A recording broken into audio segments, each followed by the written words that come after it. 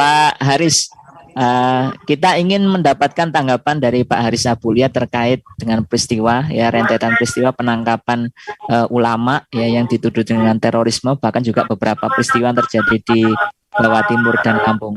Silakan Pak Haris. Ya, Assalamualaikum warahmatullahi wabarakatuh. Waalaikumsalam warahmatullahi wabarakatuh.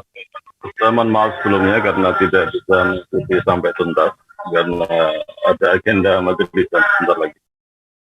Paling tidak pada kesempatan terbatas ini saya ingin menyampaikan pandangan pribadi saya berkaitan dengan kasus penangkapan terhadap beberapa ustadz atau ulama, dan tidak hanya penangkapan dalam minggu ini saja, sebenarnya bulan-bulan sebelumnya juga sudah terjadi dilakukan Densus. Dan yang pertama yang perlu saya sampaikan dari apa yang saya tahu, bahwa Densus 88 kelihatannya sangat concern sekali untuk membersihkan orang-orang yang diduga terkait dengan JI, Jemaah Islam, ya. Baik mereka yang ada pada level pimpinan atau kemudian orang-orang yang menjadi anggota biasa atau terafiliasi dengan JI. Ya, pasca kasus istri sudah mulai meredup, kemudian juga sempat muncul Taliban, juga kemudian meredup, dan Densus kemudian kembali meneruskan concern mereka untuk menangkap orang-orang JI yang pada 10 tahun terakhir ini sebenarnya isu tentang JI tenggelam karena tergantikan dengan isu-isu. Kenapa Densus seperti itu? Saya tidak memposisikan sebagai juru bicara Densus, sama sekali tidak. Cuman saya ingin katakan dari bacaan saya terhadap apa yang dilakukan oleh Densus, JI ini menurut keputusan pengadilan yang ada di Indonesia itu masuk kategori organisasi teroris berdasarkan putusan pengadilan. Nah, dari keputusan pengadilan inilah saya melihatnya Densus merasa punya legitimasi kuat untuk mengoperasionalkan undang-undang teroris, baik yang lama atau kemudian yang sudah revisi Undang-Undang Teroris nomor 5 tahun 2018, untuk mengoperasionalkan undang-undang ini. Jadi bukan soal kemudian si fulan atau orang per orang, misalkan Ustadz Zain, Ustadz Farid Okbah, dan yang lain itu melakukan aksi teror atau melakukan tindakan terorisme. Kita tahu persis mereka-mereka ini adalah orang-orang yang tidak mungkin melakukan aksi-aksi konyol, misalkan melakukan aksi teror. Jadi bukan soal itu. Kalau dalam konteks itu mereka clean, mereka tidak mungkin bisa dituduh melakukan aksi-aksi teror seperti itu. Tapi bagi aparat saya melihatnya mereka cukup bisa dikenakan undang-undang teroris karena mereka terkait dengan kelompok yang dicap dengan putusan pengadilan sebagai kelompok teroris, yakni Jemaah Islamiyah itu. Dan Jemaah Islamiyah ini kan dalam konteks gerakan atau organisasi ini termasuk organisasi underground, bawah tanah, yang juga sebenarnya tidak mudah untuk membuktikan JI itu ada atau tidak, gitu, strukturnya seperti apa, karena tabiat atau sifat dari gerakan-gerakan underground ini kan close, pada sistem organisasinya kan sangat rahasia sekali. Kalau memang benar ada siapa pimpinannya, biasanya adalah rahasia. Nah, cuman saya melihatnya Densus menangkap banyak orang itu yang diduga kuat, mulai dari pucuk pimpinannya yang bernama Para Wijayanto. Jadi ketika ketangkap kemudian ini mengurai, jadi banyak orang-orang yang diduga juga menjadi bagian dari petinggi Jemaah Islamiyah, dan banyaklah kemudian orang-orang yang ditangkap itu. Apakah kemudian mereka ini secara personal kembali mereka melakukan rencana aksi-aksi? Ya, kita lihat tidak.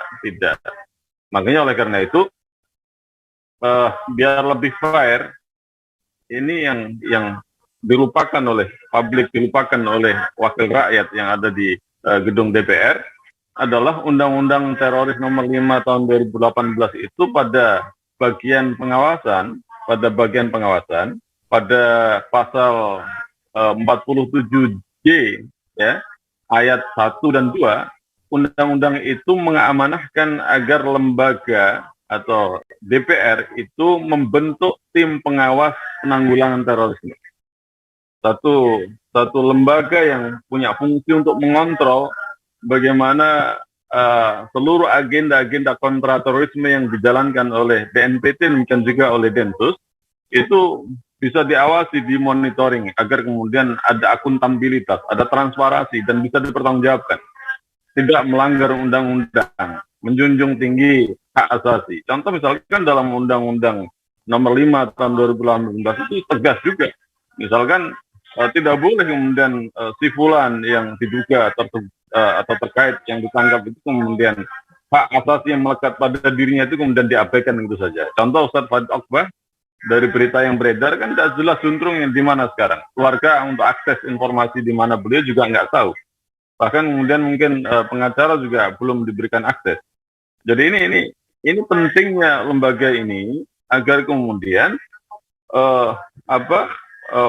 seluruh proses penanggulangan terorisme itu tidak ditumpangi oleh kepentingan-kepentingan sempit dari kelompok tertentu yang menjadikan kontra terorisme itu menjadi tendensius. Ini fakta empirik nggak bisa kemudian diabaikan. Bagaimana publik menganggap bahwa BNPT atau kemudian Densus urusannya yang menjadi target adalah umat Islam. Umat Islam. Karena apa? Karena ketika dihadapkan pada fakta kasus yang sama atau bahkan yang lebih nyata, contoh katakanlah kelompok teroris OPM, sampai sekarang disebut dengan KKB. Jadi mereka punya organisasi, mereka punya sayap militer, mereka punya visi politik, mereka punya misi ingin mendirikan negara terpisah dari Indonesia, separatisme. Mereka melakukan aksi teror, dibunuhlah TNI, dibunuhlah Polri, dibunuhlah kemudian rakyat sipil, dirusaklah fasilitas publik. Ini kan nyata bisa dijangkaukan dan ini relevan dengan pasal 1 ayat 2 tentang definisi terorisme. Tapi kenyataannya sampai hari ini sangat klise sekali, punya argumentasi yang sangat prematur untuk menghindari bahwasanya dari KKB itu bukan terorisme dan sebagainya. Ini aneh, dihadapkan pada hal yang sama gitu. Nah, ini penting tentang lembaga pengawasan ini harusnya orang-orang yang jadi dewan itu tidak tuli lah, tidak buta matanya. Jadi kalau tuli mata, tuli telinga, mata nggak apa-apa. Soalnya ini hatinya, pikirannya masih nggak buta dan tuli. Ini harus melihat dan mendengarkan aspirasi masyarakat yang merasa melihat ada demonstrasi ketidakadilan dalam proses kontra terorisme. Jadi wajar ketika kemudian ada beberapa orang yang tangkap yang sebenarnya tidak layak disebut sebagai terorisme karena memang dikaitkan dengan JI kemudian main tangkap saja. Jadi seolah-olah evidence atau indikasi tidak perlu kemudian 2%, 3%, 0,sekian% pokoknya ini terkait, tangkap, jadi tangkap. Nah, kemudian yang lucu lagi, satu sisi kemudian kita lihat di luar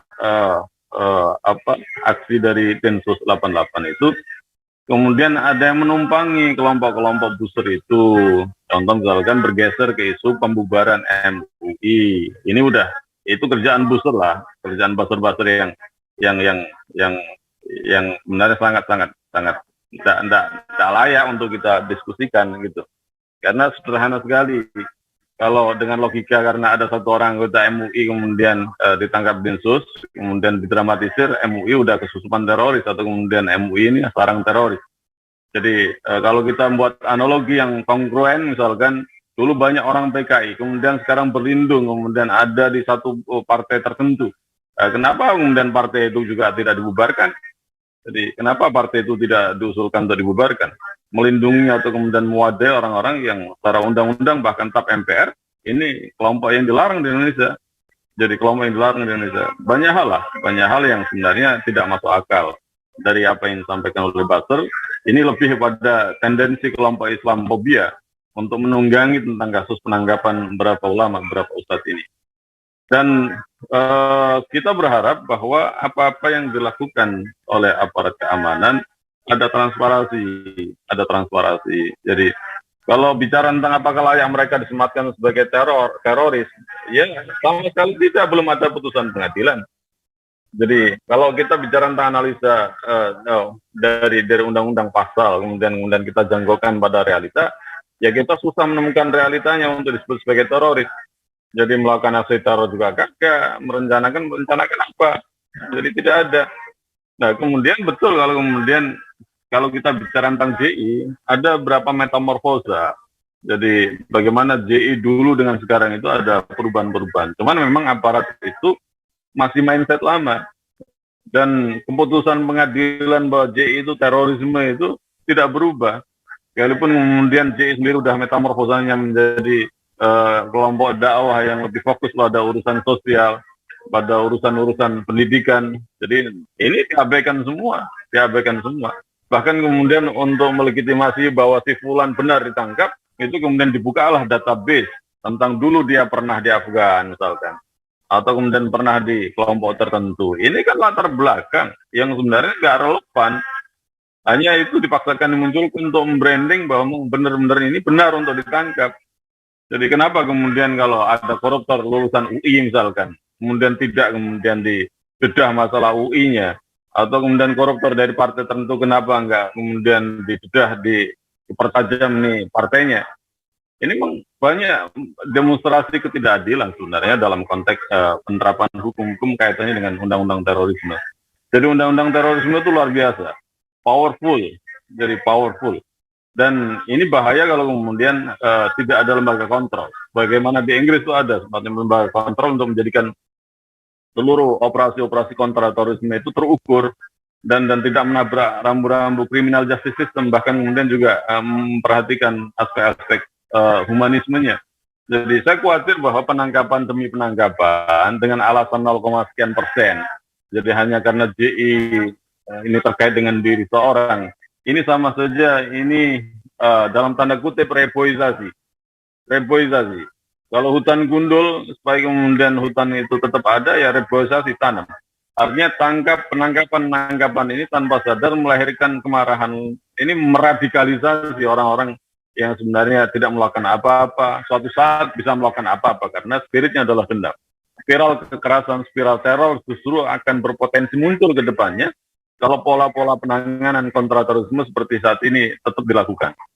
Tangkap dengan delik yang tidak begitu kuat sebenarnya. Kecuali hanya alasannya adalah ini adalah kelompok JI teroris dan siapapun yang berkaitan dengan JI maka dia harus ditangkap dan dicap dengan terorisme.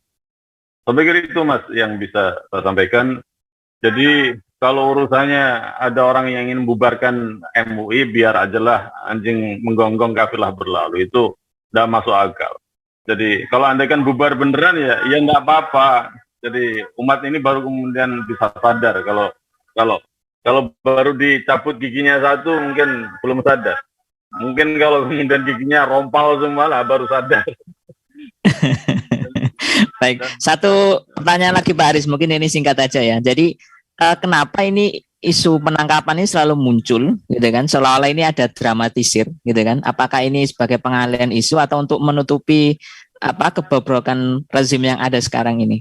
Kalau itu pada konteks analisa aja, dugaan saja. Tapi ini kan tidak mudah untuk membuktikan. Walaupun pada teorinya itu sangat mungkin. Orang yang punya kekuasaan tinggal kemudian menghubungi si Fulan bin Fulan, coba bikin masalah. Bagaimana buzzer-buzzer itu coba bikin isu ini. Itu sangat mungkin. Cuman kan butuh pembuktian. Kecuali ada orang yang terlibat dalam konspirasi untuk mengalihkan isu itu kemudian cerita. Jadi dan itu sangat mungkin, bukan tidak mungkin, sangat mungkin. Ketika kemudian ada masalah besar, kemudian yang lain bekerja untuk kemudian deception untuk melakukan pengalihan. Demikian juga tentang kemungkinan biasa akhir tahun itu menghabiskan anggaran juga, atau kemudian menjadi alasan untuk membuat proposal untuk mengajukan anggaran baru untuk ditambahkan dan sebagainya. Kadang-kadang pada isu kontra terorisme itu berkelindan tentang motif proyek bisnis gitu loh. Itu tidak bisa dipungkiri, itu ada. Demikian Mas.